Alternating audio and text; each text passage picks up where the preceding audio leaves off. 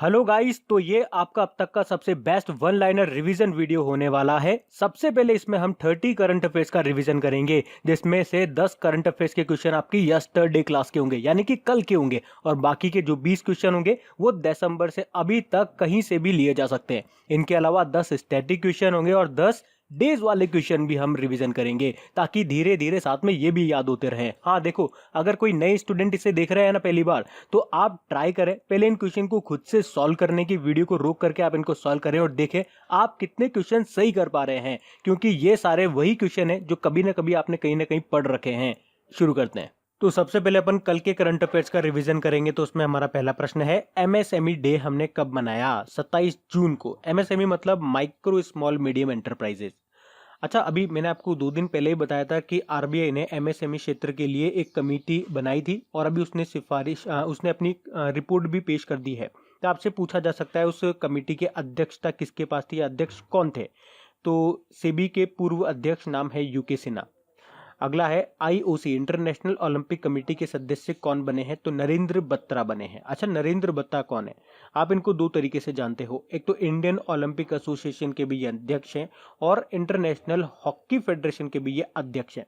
अच्छा, बात हुई है यहाँ पे इंटरनेशनल ओलंपिक कमेटी की, तो इसका सबसे इंपॉर्टेंट आपको पता हो कि अभी अपन ने मनाया था इंटरनेशनल ओलंपिक डे। कब मनाया था? 23 जून को मनाया था। हेडक्वार्टर इसका अभी नया बना है, ये भी न्यूज में था। कहाँ पर? लाउसेन, स्विट्जरलैंड में। और इसके प्रेसिडेंट का नाम भी याद रखना, थॉमस बक। अगला है, स्मार्ट सर्वेक्षण में किस राज्य का पुलिस स्टेशन टॉप पे रहा है? तो आंसर होगा महाराष्ट्र का। महाराष्ट्र के सतारा जिले का है ये रहीमतपुर पुलिस स्टेशन, ये टॉप पे रहा है स्मार्ट सर्वेक्षण में। अगला है, अच्छा देखो यहाँ पे 2018 में भी एक पुलिस स्टेशन आपको याद होगा, राजस्थान के बीकानेर का कालू पुलिस स्टेशन, जो कि सबसे अच्छे पुलिस स्टेशन के रैंकिंग में टॉप पे रहा था 2018 में। याद है ना आपको? तो अगला प्रश्न है, एमएनआरई यानी कि ministry of new and renewable energy ने स्वच्छता पखवाड़ा कब मनाया? तो 1 जून से लेकर 15 जून तक इसने स्वच्छता पखवाड़ा मनाया। अगला है, भारत नेट परियोजना के तहत अब तक कितनी ग्राम पंचायतों में वाईफाई कनेक्टिविटी दी जा चुकी है? तो 44,140 ग्राम पंचायतों में। टोटल है 2.5 लाख। अगला है, कहाँ पे बिम्स्टेक दिवस मनाया गया? तो जहाँ पे इसका हेडक्वार्टर है बांग्लादेश, ढाका में। अगला है, आईओसी इंटरनेशनल ओलंपिक कमेटी ने किससे ओलंपिक दर्जा छीन लिया है? एआईबीए से दर्जा छीन लिया है। अगला है, सरकार ने किस वर्ष तक 500 गीगावाट रिन्यूएबल एनर्जी यानी कि अक्षय ऊर्जा का लक्ष्य रखा है? मतलब सरकार चाहती है कि इस वर्ष तक, किस वर्ष तक, 2030 तक हमें जो एनर्जी मिले वो रिन्यूएबल सोर्सेज से मिले। और कितनी एनर्जी बनानी है हमें? 500 गीगावाट तक बनानी है। रिन्यूएबल सोर्सेज मतलब क्या हो गए? जैसे कि सोलर हो गया, जैसे कि विंड हो गया, जैसे कि हाइड्रो हो गया। अगला प्रश्न क्या है, 2026 अभी वर्तमान में अगर बात करें ना कि रिन्यूएबल एनर्जी से हमें कितनी एनर्जी प्राप्त हो रही है, रिन्यूएबल एनर्जी कितनी प्राप्त हो रही है हमें? तो 80 गीगावाट। 80 से हमें जाना है 2030 तक 500 तक। इंपॉर्टेंट प्रश्न याद रखना है, डेटा वाले काफी पूछे जाते हैं। अगला है, 2026 विंटर ओलंपिक कहाँ पे होंगे? तो इटली में होंगे। 2020 के टोक्यो जापान में हो ही रहे, 2024 के बताया आपको पेरिस में हो रहे हैं, ठीक है, होंगे मतलब, और 2026 के इटली में। अगला है, UNSC United nation security council का अस्थायी देश मेंबर कौन सा देश बन गया है? नॉन परमानेंट मेंबर, तो भारत बन गया है। 2 साल के लिए बनते हैं इसमें, टोटल 15 मेंबर स्टेट होते हैं, मैंने बताया था आपको।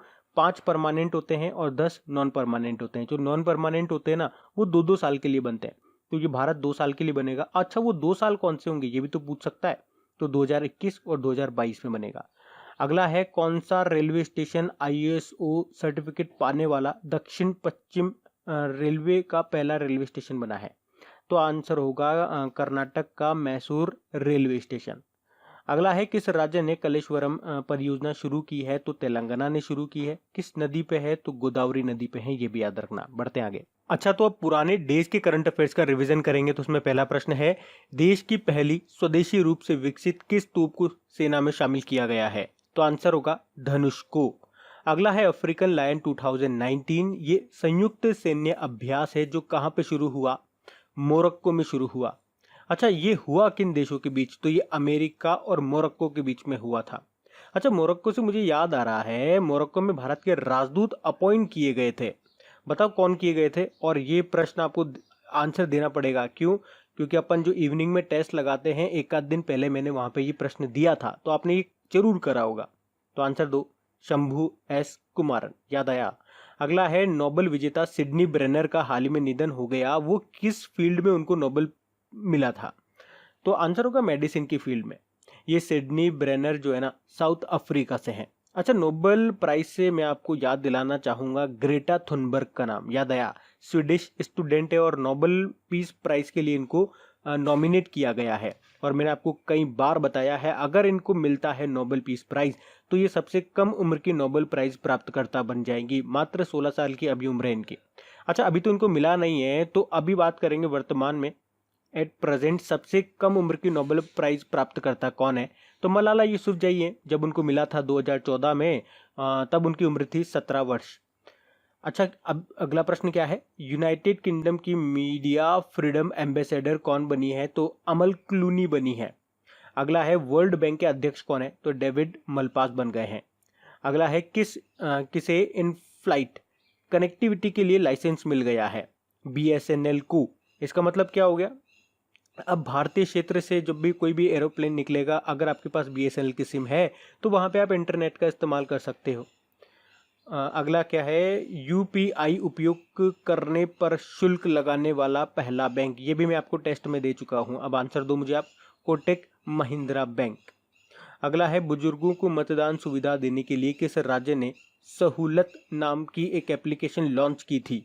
तो आंसर होगा, ये सहूलत किसने की थी? जम्मू एंड कश्मीर ने। अगला है, शिकागो की पहली अश्वेत महिला मेयर कौन बन गई हैं? लॉरी लाइटफुल बन गई हैं। और इसी से रिलेटेड दूसरा प्रश्न मैंने आपसे पूछ लिया कि कनाडा की संसद में पद ग्रहण करने वाले पहले अश्वेत नेता कौन है? तो सरदार जी हैं। कौन? जगमीत सिंह। आगे देखते हैं। तो अगला प्रश्न है, विंडहैम कैंपबेल पुरस्कार किसने जीता है? तो रघु कर्नाड ने जीता है। अच्छा, कर्नाड से मुझे याद आया, हमेशा मैं आपको बताता हूँ, कर्नाड पुरस्कार किसको मिला था? पीयूष गोयल जी को मिला था। और ये प्रश्न एग्जाम में आ चुका है, मैंने आपको खूब याद कराया वैसे। अगला प्रश्न है, फ्यूचर फॉर नेचर अवार्ड प्राप्त करने वाली पहली भारतीय महिला। ये तो कल ही टेस्ट में मैंने आपसे पूछा था। कौन है? दिव्या कर्नाड है। अगला है, John Dirks Canada Gairdner global health award से किसे सम्मानित किया गया? तो विक्रम पटेल को सम्मानित किया गया। अगला है, मार्था फेरेल पुरस्कार 2019 किसने जीता? तो मनु गुलाटी ने जीता। अगला क्या है, किस देश ने दुनिया का पहला 5G नेटवर्क लॉन्च किया? आपको पता है, साउथ कोरिया ने। देश में साउथ कोरिया, और जिला पूछेंगे, डिस्ट्रिक्ट पूछेंगे तो चाइना के शंघाई का होंगुकू जिला। अगला क्या है, PSA यानी कि प्रोफेशनल स्क्वैश एसोसिएशन की वर्ल्ड रैंकिंग में टॉप 10 में पहले भारतीय पुरुष खिलाड़ी, कई बार मैं आपको बता चुका हूं, आंसर होगा सौरभ घोषाल। स्क्वैश की बात चल रही है ना। और टॉप पे कौन है? अली फराक, जो कि इजिप्ट से हैं, मिस्र से हैं। अगला है, क्रेडाई, CREDAI। अच्छा, पहले क्रेडाई की फुल फॉर्म बताओ। Confederation of real estate developers. तो क्रेडाई के नए अध्यक्ष कौन बन गए हैं? सतीश मगर बन गए हैं। अगला है, जापान के नए युग शुरू हो चुका है, उसके नए युग का नाम क्या है? रीवा है। पहले हाइसी था। और अभी नए राजा का नाम क्या है? नारूहितो। पहले था अकीहितो। अगला है, रॉयल एनफील्ड के CEO कौन बन गए हैं? तो विनोद दासारी बन गए हैं। अगला प्रश्न क्या है, ब्लू लिंक कनेक्टिविटी सुविधा किसने शुरू की है इंडिया में? तो ये हुंडई ने शुरू की है। अगला देखते हैं। तो अब स्टैटिक प्रश्नों में हमारा पहला प्रश्न देखते हैं, फीफा का हेडक्वार्टर कहां पर है? तो ज्यूरिख स्विट्जरलैंड में है। अच्छा, फीफा के प्रेजेंट अभी प्रेसिडेंट कौन है? गियानी इन्फेंटिनो है।